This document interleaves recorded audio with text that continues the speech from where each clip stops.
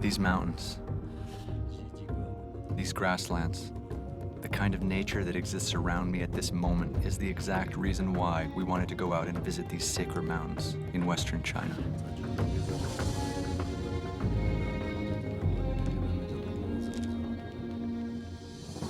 To show up at one of these sacred mountains and not really know or understand what we're about to engage in, and then just give yourself to the process, it's a real challenge.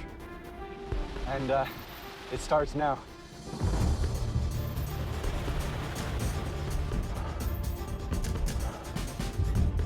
These trips are different. I live in a big city, and I wanted to come out here and be off the grid. You know, we're walking, we're trekking, we're hiking, we've got yak caravans, we've got Tibetan guides. These things are crazy. Part of it is spiritual. I want to understand a little bit more about why these mountains are sacred. This mountain's all about people who are looking for a rebirth, people who are looking to cleanse their sins. Don't do that at home. Oh. We're entering worlds of devotion. Oh, perfect. Top. Following in ancient footsteps. Yeah. Persevering, come what may. We've been walking in this thunderstorm, not entirely safe. Discovering where these walks will lead us.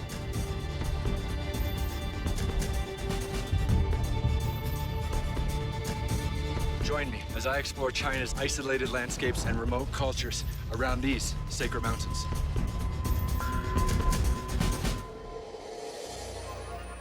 Every year, 20,000 pilgrims walk a circle around the sacred mountain of Kawakarpo, which sits in between China's provinces of Yunnan and Tibet. It's an incredibly challenging 14-day journey over extreme high-altitude changes. The circular route, or the Kora, sets off from the Yunnan village of Yongsta, cutting its way through dense forests until the first high pass, the Dorola. From there, we cross the border into Tibet and wind our way past farming villages along the steep river gorge. Then we'll take on another high pass and find shelter in the tiny hamlet of Kelbu. The final leg of our journey takes us back into the thick of the mountains, and we'll climb 2,000 meters to the most difficult pass of all, the Shula Pass. If we survive that, we're back to the developed roads, and it should be an easy trek to complete the Kora.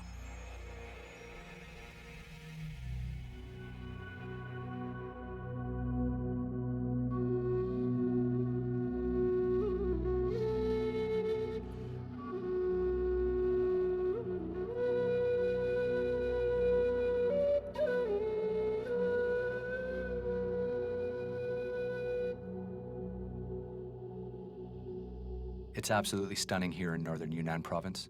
We're looking over the Meili Shuishan, or the Meili Snow Mountain Range.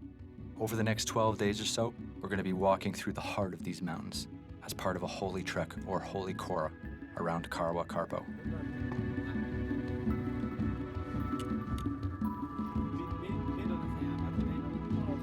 This part of China is known as the Three Rivers region. It's home to the Salween River, the Mekong River, and the Yangtze River, which cut into the landscape, leaving these huge, narrow river gorges. We're going to be trekking through river valleys, high mountain passes, and everything in between. Somewhere out there, amongst the clouds, is Kawakarpo, our mountain.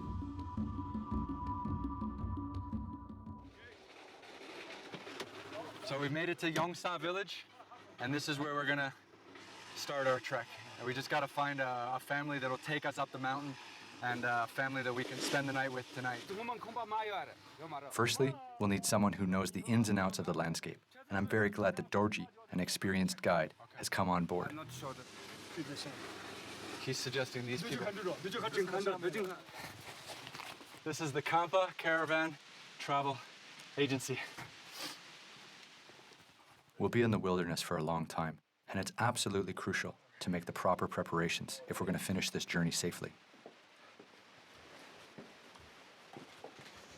Oh, but this is fantastic. Look at this. Again, you can tell the main staple of this area, or at least in this season, is corn. And even our guest house owners are avid farmers. With Dorji's help, we've managed to secure donkeys and donkey men to help carry our supplies. Now all we need is a cook. No cook. There was nothing at the travel agency, but then Doji remembered someone he knew in the village. Okay, we're going in amongst the pigs. And luckily, we found them at home. Go in. After a brief discussion, a likely cook was found. She lived nearby, she had her own tent and cooking supplies, and she agreed to join us on the expedition. So we found our cook, and now we're just gonna head out and buy our cooking supplies.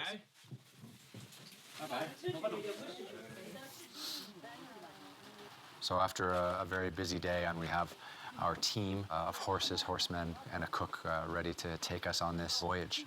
And we've got 10 or 12 really rough days ahead of us. It's definitely time to call it a night.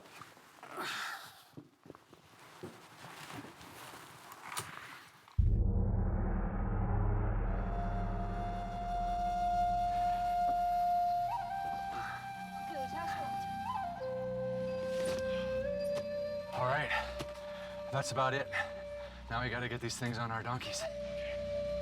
I'm quite nervous about this trek. It's going to be very physically challenging and very psychologically difficult, but I'm hoping that we can power through and come together as a team.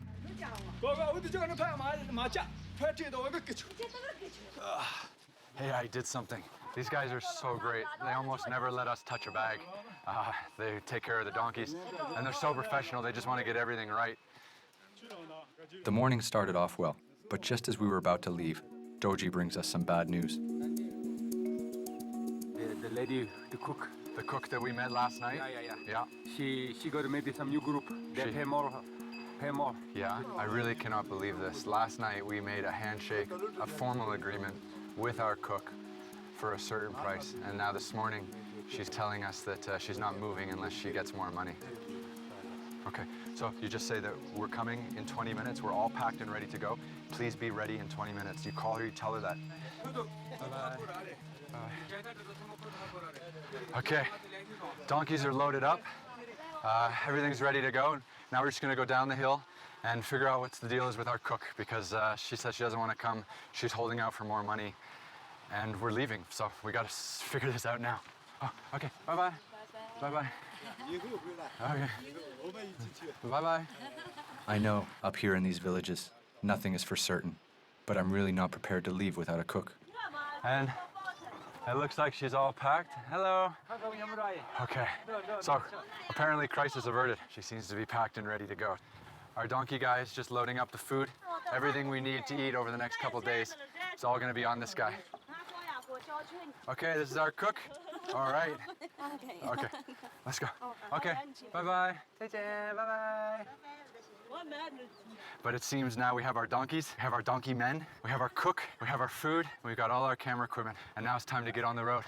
And we're going straight west. Nothing left to do but walk.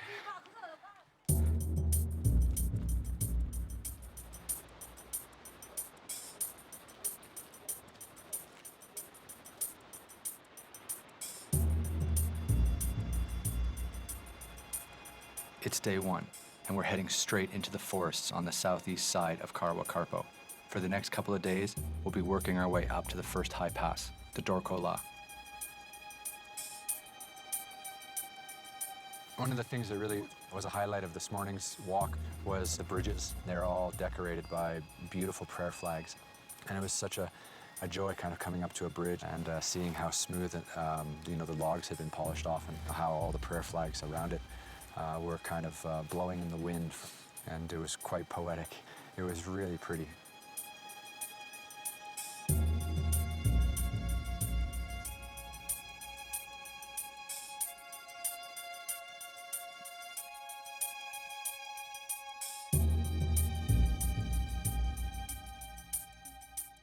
Right now we're in late autumn, and the trees are changing, the plants are changing. Everything is shifting from its summer to its winter habitat, and the colors and the light are just stunning.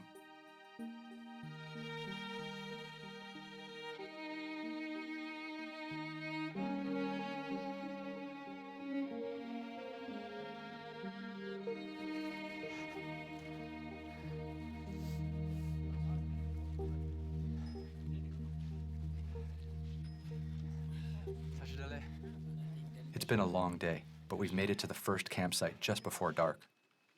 It's great to rest our tired legs I'm surprised to find so many other pilgrims here. It's always nice to share the trail with other people and to be included in their adventure, and also to include them in ours. Just kind of out of it, actually. First days, physically and emotionally and mentally, are always the toughest. The temperature drops quickly once the sun leaves the valley. Our one last task for the night is to set up the tents. All right. Oh, my campsite for the evening. And I got a stunning view of the mountains.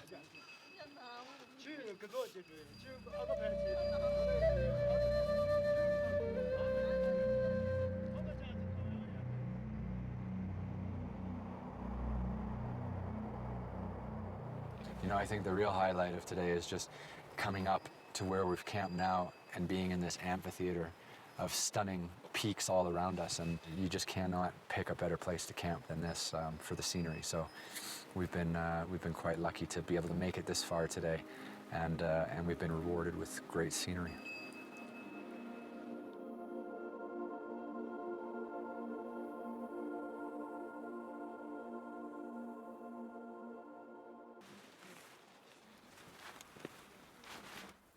Beautiful. Look at that sunrise behind me. It's pretty spectacular. And today, we got the tough task of going up into those mountains and crossing the high pass. So it's going to be a big challenge. It's really cold out this morning. We got all the bags packed, and now it's time for some breakfast. And now we're here, and then we have breakfast next to the fire, get warm, gotta get some food and some fuel, because today's gonna be pretty tough. You feeling okay this morning? This morning is okay, but last night is very, very cold. Almost freezing. I put 3 jackets on. Yeah.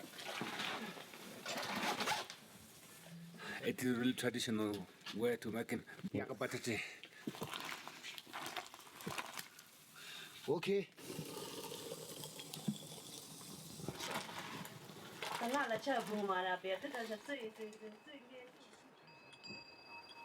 So we're just gonna take off a little bit early. Our donkey guys are gonna catch up to us because they're super fit. We're just gonna head straight out that way. And then at some stage today, we're going right up over those snow-capped mountains behind us, and that's gonna be the big challenge of the day.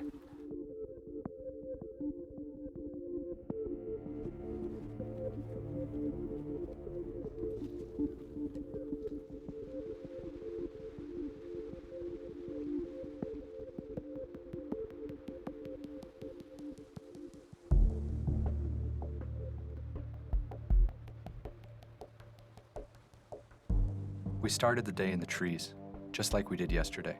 And as we moved our way through the forest, we reached the beginning of the Shula Pass. Pretty tough climb so far this morning. Finally, pretty much finished with the woodland. Just gotta get up through these trees behind us, and then we can see the high pass. And then we're just gonna be climbing straight up for the rest of the day. Really not looking forward to this, but it's gonna be beautiful, so let's get cracking.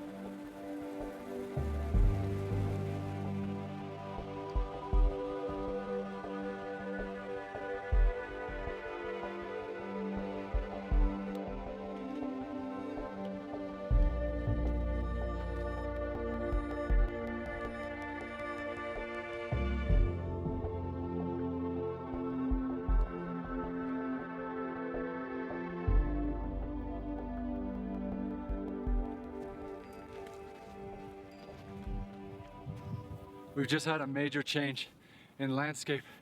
For the first day and a half, we were traveling in amongst the forest, and now we're finally up above the tree line, and it's just a grassy plateau with lots of rocks, and that's gonna be the way. It's gonna be all the way till we get to the top of the high pass. Just taking some shelter behind this rock. It's very windy out.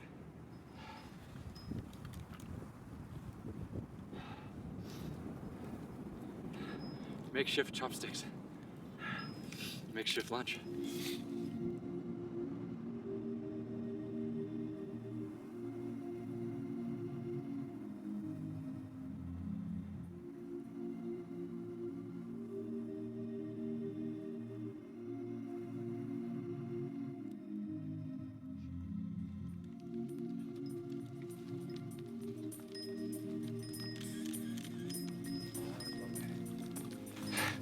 That one was nice.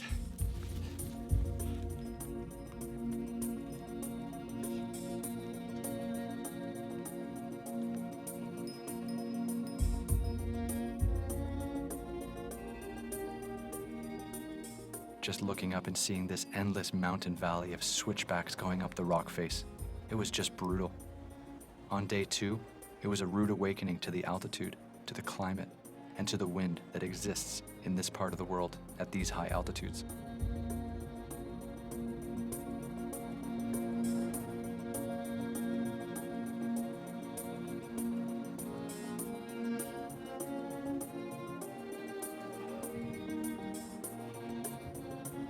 It was windy, it was cold, and it was barren. That perfect combination of raw natural beauty and danger.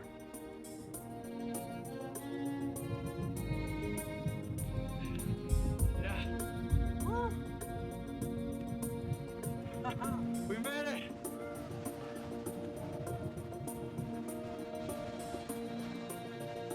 Today, there were lots of pilgrims that we shared this trail with, and it was great because we were all pushing for each other and working in unison. It's always good to struggle with company.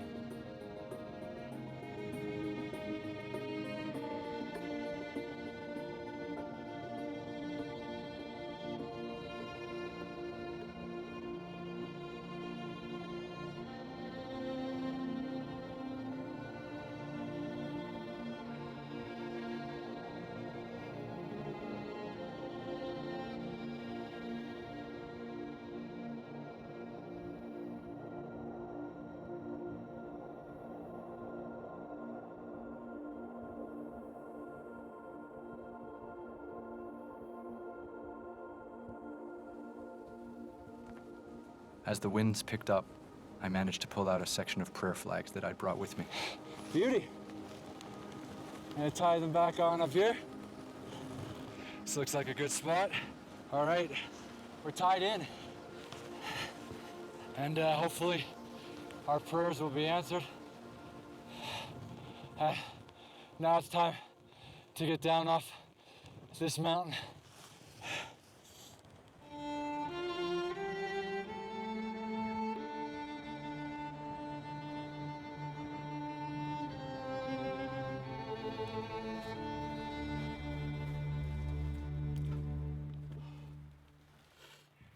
Got a bit of a headache. Think I got some windburn. It's been a really challenging day, and to make things worse, my stomach's been acting up.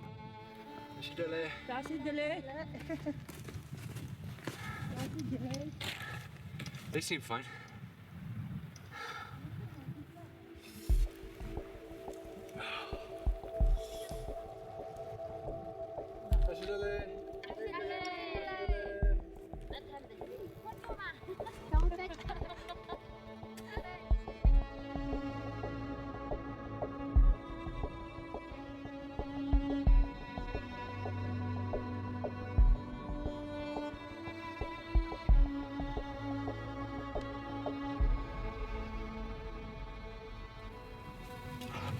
That was a hard day of walking.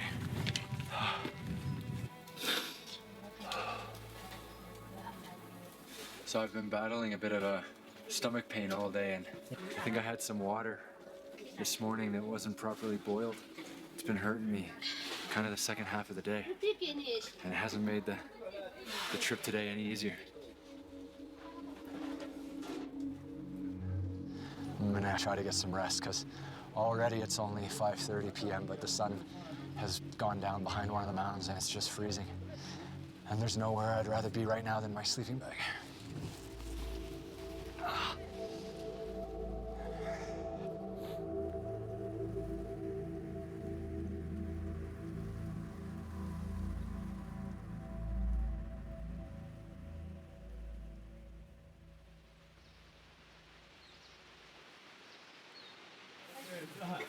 It's cold, but feeling much better this morning. Slept about 10 hours. Feeling hungry, which is good. Have my appetite back.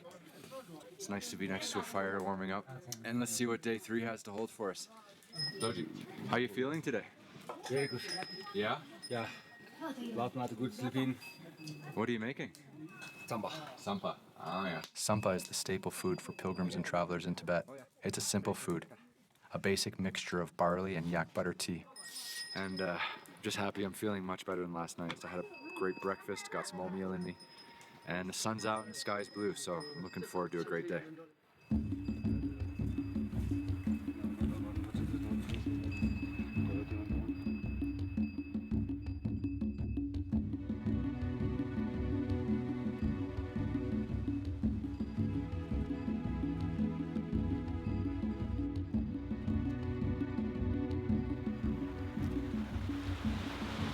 Fantastic morning. We're back in the tree line. Where this forest trail that we're in is just beautiful. Beautiful rivers. We're kind of shaded from the worst of the sun. We've got enough coming through to warm us up, but not so much that the sun's oppressive like in some other places we've been.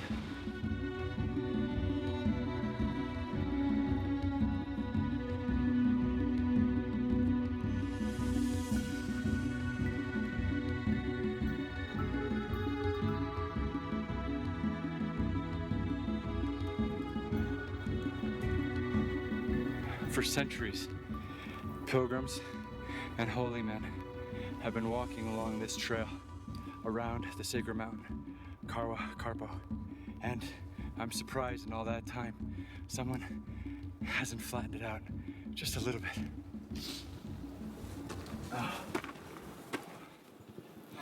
Somehow we got across all this.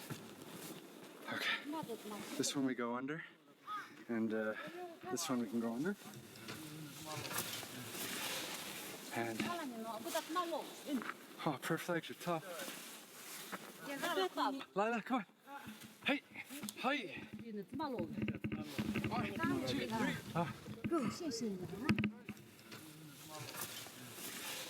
They're smarter. The path is over there. Julie. There's totally too many Tibetans in here. Oh, what we shall do about the donkeys? Donkeys can figure it out themselves. Donkeys take the high road. The high road up here is no problem. It's the pilgrimage season in Tibet, and that means farmers who have harvested their crops and closed up their farms for the winter now take the time to visit these sacred sites.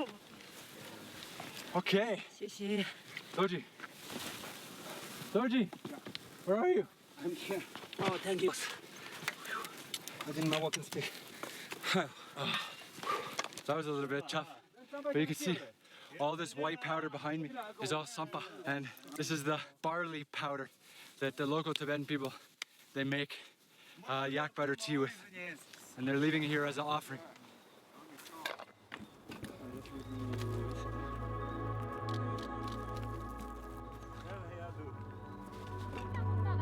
I asked them why you leave sambal here. This is after we die, our spirits, our soul will come into here. So at that time we needed the food. So that was we live here samba for the, okay, when we die, come to here again.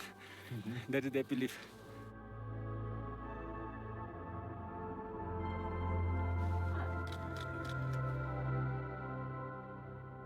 Around me in the trees, you'll see there's a lot of clothing. And again, people putting up clothing because they'll need clothing for the afterlife. Absolutely awesome. So what a great little spot. And we've just seen so many pilgrims come through here today. It's been fantastic. Coming into camp tonight was just euphoric, I think. It wasn't late like last night. It's warm. We're at a much lower altitude. We're camping right next to a river, which is absolutely beautiful. Yeah. Every day is more beautiful than the next, and tomorrow morning we're walking back uphill. Can't wait for it. I just hope my legs can hold up. Ah, that hurts so much.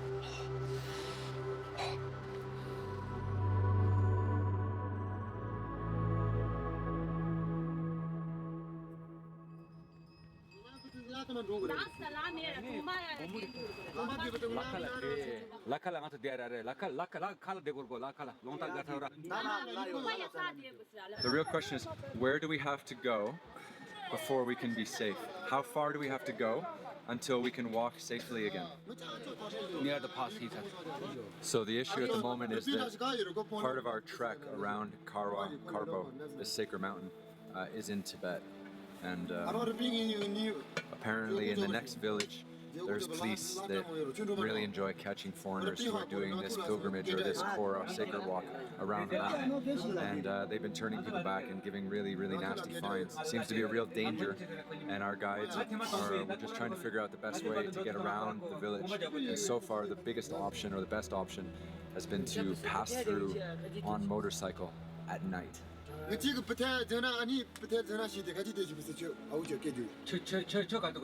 I guess tonight our goal is to get as close to the pass as possible. The adventure continues. Not really sure how our holy walk turned into a checkpoint dodging motorcycle adventure, but somehow it has.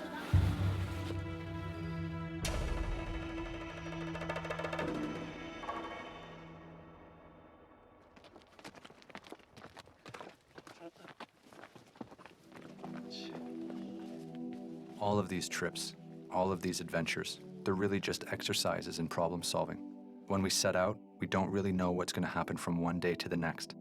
But the whole concept of what's next, what's over the next hill, what's through the next valley, across the next river, it just keeps you going. As long as your mind stays curious, your body will follow.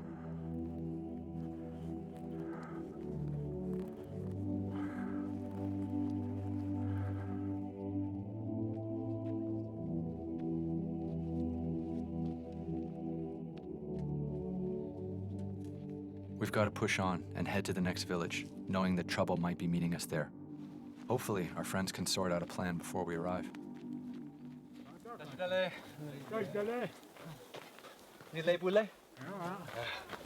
Everyone's tired. We've just come down the mountain a little bit further. We can see the village where we don't want to go, and we're now just waiting for the sun to set and the darkness to come so our motorcycle guys can come pick us up and take us safely through the various checkpoints that exist in this region. All we really want to do is just get through these checkpoints safely and continue our walk. And actually, I would prefer just to walk the entire way. But we're being forced to kind of be sneaky, and that's not easy or fun. So hopefully we'll be safe on the motorcycles in the dark, and then a couple hours down the river, the Nujang River, and then we'll be able to start walking again.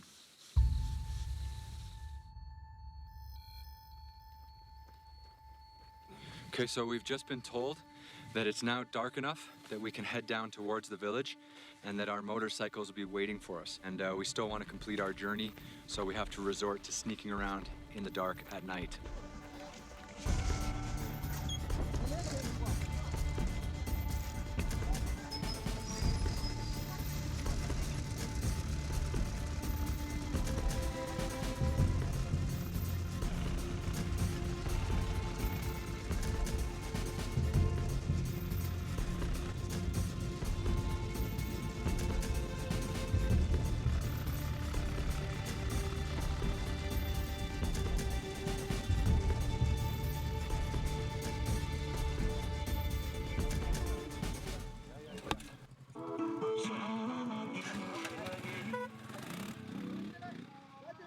The driving was unbelievably scary, but somehow we made it through the checkpoints in the dark, and it's now 10 o'clock at night, and we're here where we're supposed to be. We're just gonna have to walk further up the hill, set camp, and get some sleep.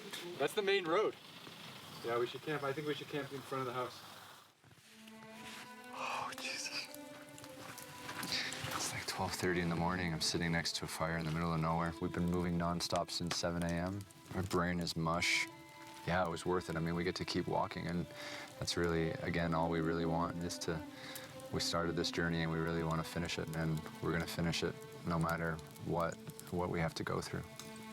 Now it's time to we can kind of relax and call it a night, I hope. I'd be pretty shocked if anything else happened this evening. I think we've had a pretty full day.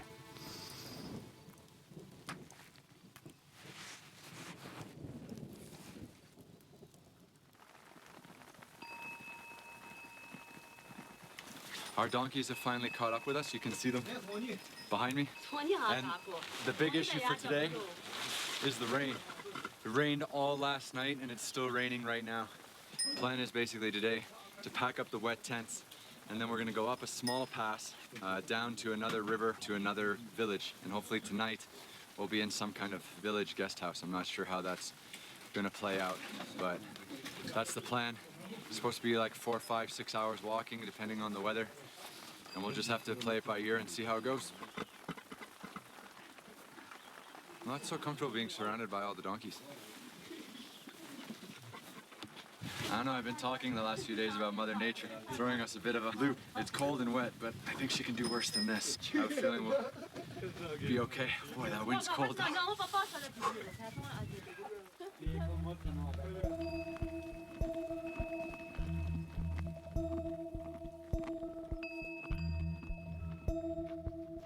Kawakarpo is the last of the sacred mountain walks that we've undertaken. I think that today, the weight of all the trips, and the weight of all the mountains, and the weight of the last 4 months has come down on my shoulders for the first time. I feel like I'm missing home a bit. I think that comes with some exhaustion. I think that comes with some frustration. And I think that tests your resolve.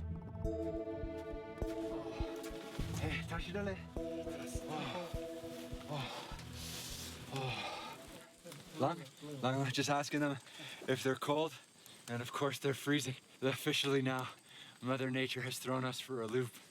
We're now got our first full-on snow experience. We're all warmed up, and the only way to get truly warm is to keep moving and get the body moving. So, let's get back on the road. And whether we wake up in freezing rain or whether we get snowed on, we just have to deal with it, buck up, and continue on with your journey.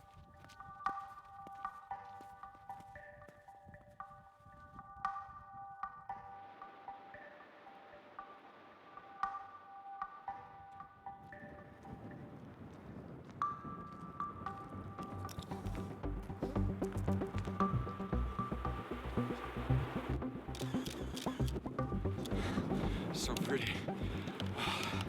It's, you know, every time we suffer through a day like today, with the rain and the snow and the cold, we get rewarded with such a beautiful river, and such a picturesque little village. And down on the village, they're actually drying out the corn on the rooftops. That's why all the roofs look orange. It's really awesome.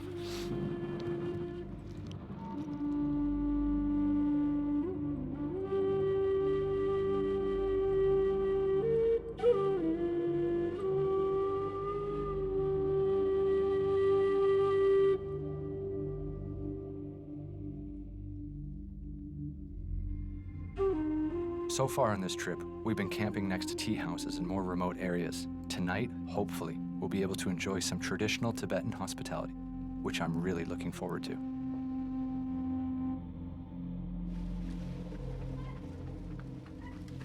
And now finally we're in Kelbu village. And we're just looking for some accommodation for the night. Just gonna pop up these steps, there's a home here. We'll see if we can stay with a local Tibetan family.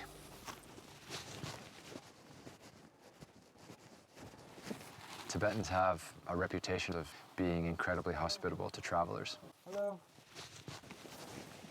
It's wonderful to be able to come into a village like this and just be able to knock on someone's door and ask them if we can sleep in their homes, and to have them say yes and drink tea with them and share stories with them. That's part of their culture, that's part of their tradition, because Tibetan people for centuries have always been wandering. Everyone has this kind of warmth and welcoming, which is great. Tea has turned into dinner, and I'm starved, so I can't wait to get into it and see what local Tibetan hospitality tastes like. Rice, potato, pork, radish, and some pumpkin. Nice, nice.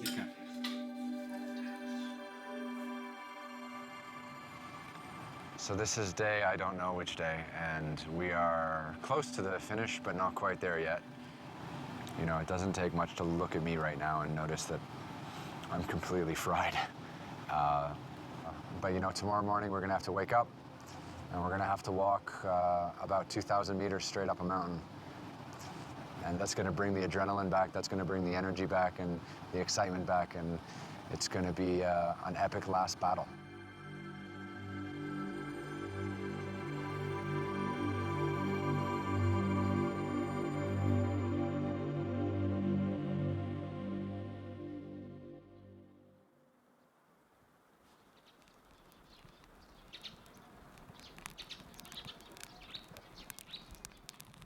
We've saved the worst for last. The Shula Pass is the final high pass on our Kora, and also the most difficult of all. Today, we're gonna have to walk 2,000 meters straight up this mountain, so we'll need a blessing. And there's an older woman here who has a small bag of barley and corn and things like that. And she's actually offered to bless me in our journey up the Shula Pass, hoping that we have good weather and safe passage. So inside here is some sampa, which is some barley powder. Okay. And this is the blessing. Okay. Okay. Thank you. Okay, she's having a good time, I think. But anyways, now I'm fully blessed. I'm ready to take on the Shula Pass, and we should have an amazing day. And I'm pumped up and ready to go. This is our last big task of our journey around Kawakarpo. Bye-bye. 再见，谢谢。Okay.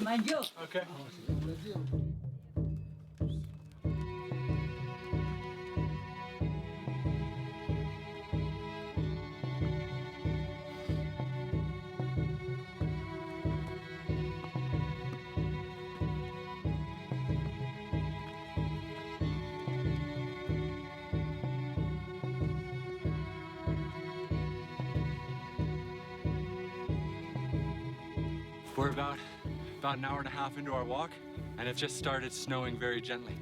And if it's snowing gently at 4,000 meters, we'll have to see what it's like up at 4,007, 4,008, up on the high pass.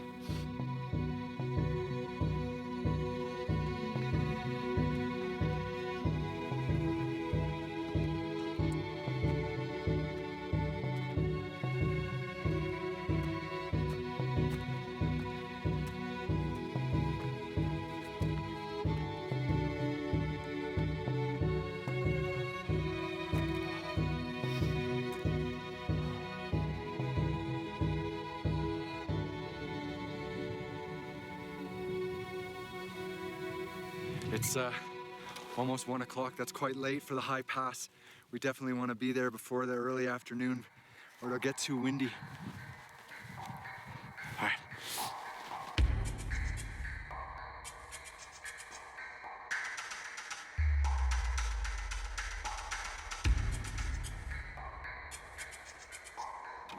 As we make our way up to the Shula Pass,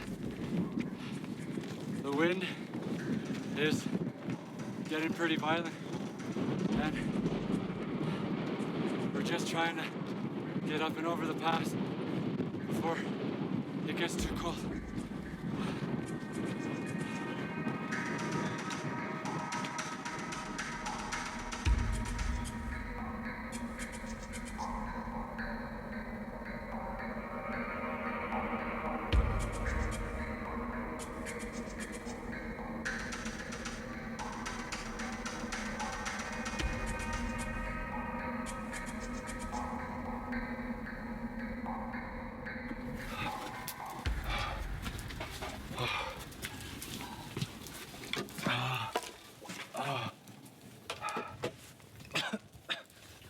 It's well below freezing, and we're up above the tree line, and it's cold, and we're getting into that kind of danger zone right now. I'm just soaked from all the inside of my upper body, so I gotta make a quick clothing change.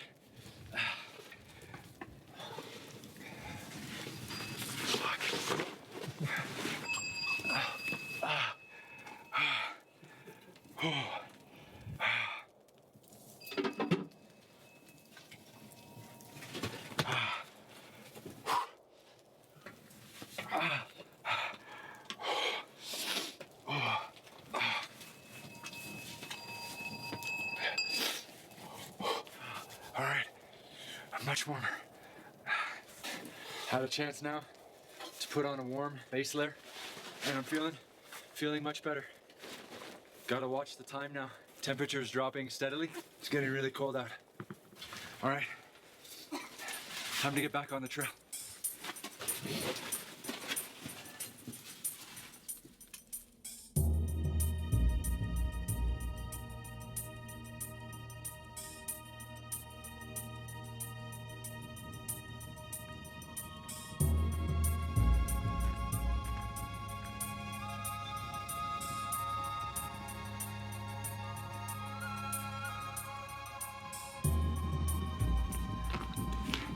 We're in a totally alpine environment now. No trees, no green of any kind, just this red rock. And just behind me is the Shula Pass. We're almost there.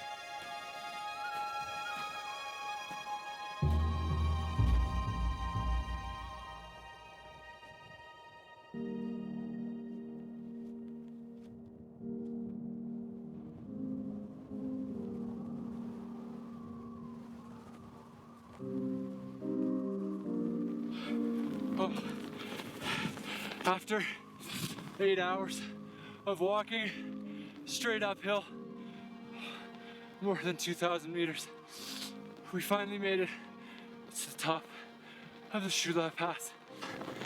It's the last pass on our journey around Kawakarpo, and it's the last pass of our entire series. We've come so far in 4 months. It's pretty incredible. And it's hard to cry and talk when you can't breathe. This pass is horrible. But we've done it. Last thing we need to do now is just get back down safe. We've got about 2,000 meters we need to descend, and already the snow is closing in and it's getting dark. We probably have another hour or two of daylight, and we don't want to be up here trying to make our way down in the dark.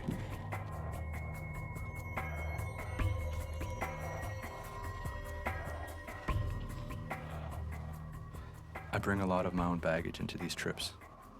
I'm looking for my own spirituality, and I'm looking for my own peace, and I'm looking for a deeper level of my own understanding, both about how I want to live and how I see myself living in this world.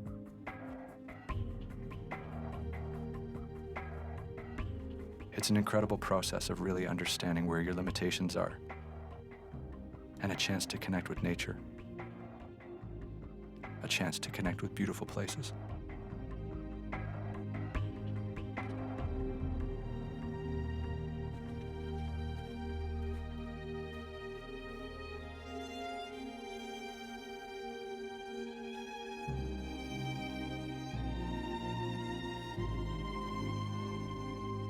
To come here, to do this, it's really been a dream come true.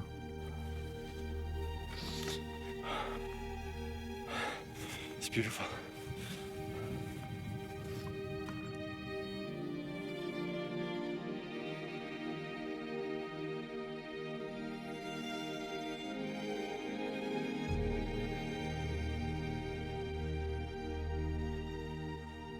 Nature, it can reach absolutely anyone and inspire anyone. I think that whether you're Buddhist or Bon or Hindu or Muslim or anything, you will get something from pushing yourself physically, mentally, emotionally around these amazing mountains and these landscapes. Unbelievable.